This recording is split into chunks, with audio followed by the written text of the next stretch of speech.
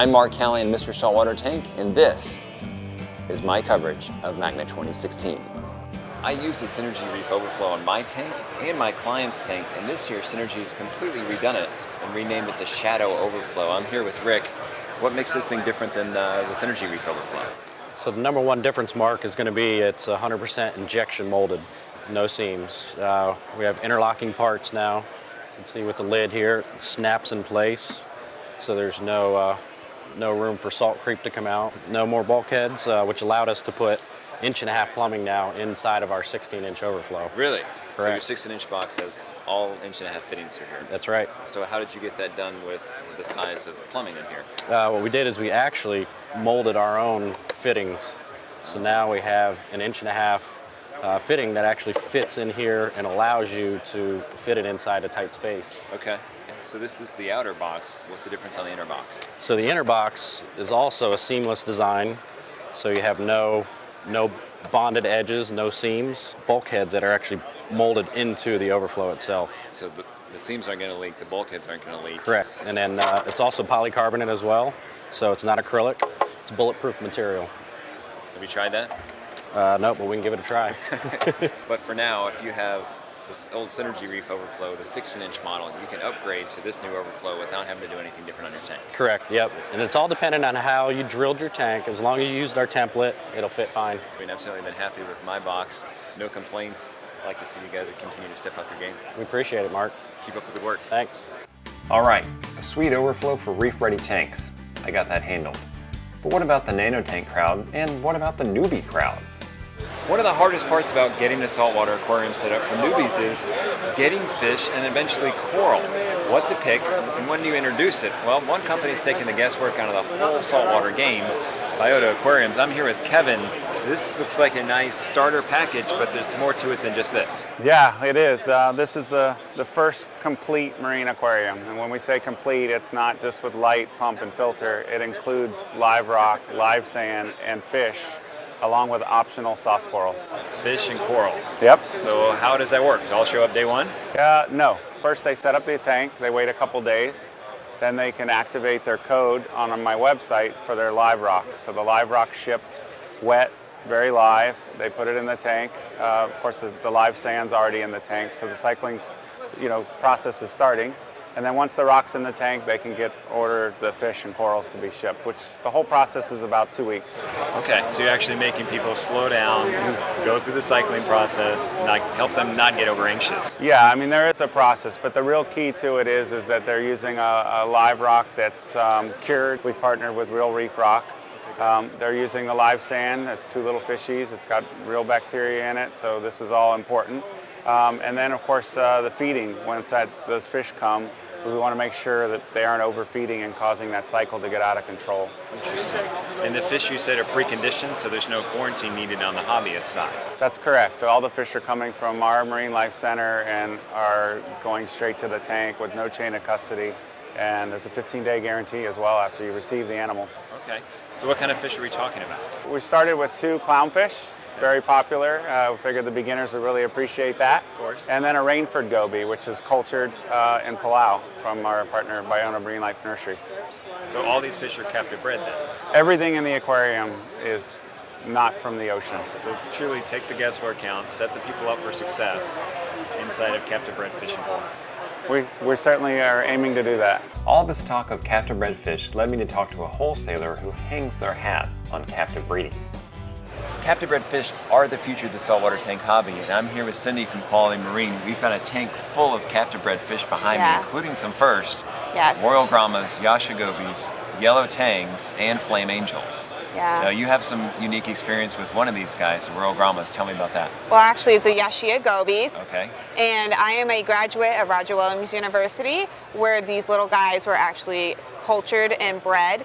What Quality Marine did was help them get their brood stock, make sure they're paired up, and worked with the school so we could have them. And now we are helping get the word out of these amazing cultured animals. This is the first time we've actually been able to fully culture them and get them to host larvae and to settle.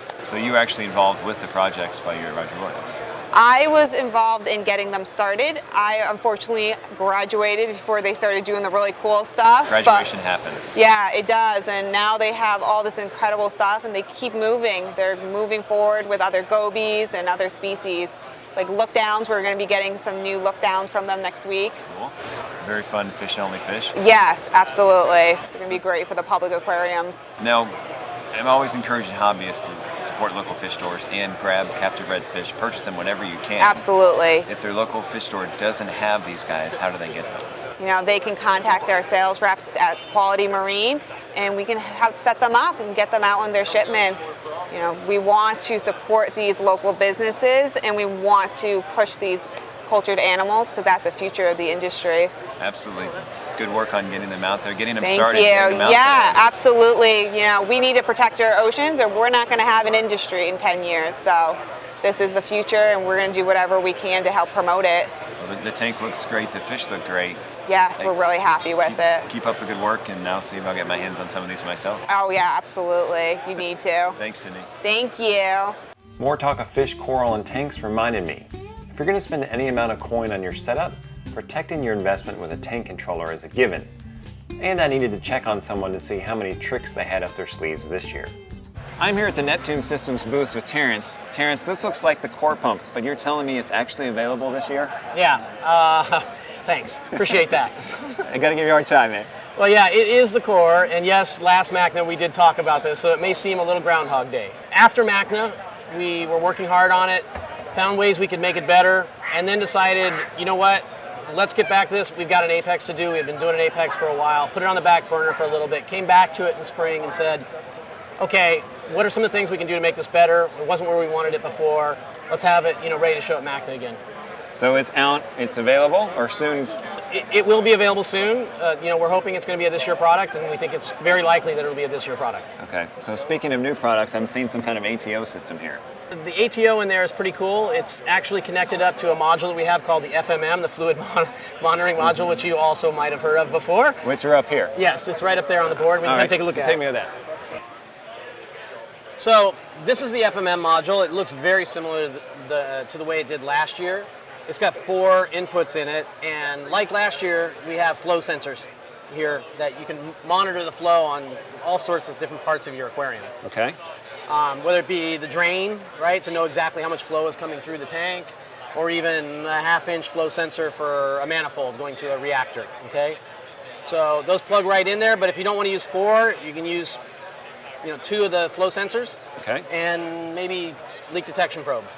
Most people are going to want to use this as an ATO, and they'll buy it that way. So you'll get the FMM module, you'll get the bracket, you'll get 2 optical sensors, the float valve, all the plumbing, and you're going to get the new PMAP, which is this really cool pump.